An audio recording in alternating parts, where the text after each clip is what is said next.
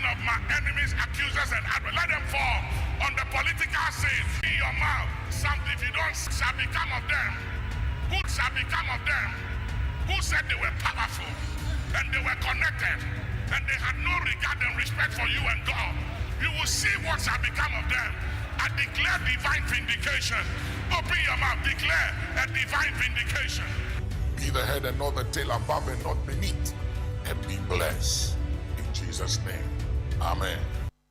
Obuoba papa na kupon shawdia mo na yachro Obuoba manage my home pharmacy and them to because my trust every time we a product, to be frank, you are a product that unique. I think the way you are asking your questions is very excellent and brilliant. I've spoken to about 45 media houses ever since the budget is ready to be settled. By the way you are asking questions brilliantly, I don't think most media houses have.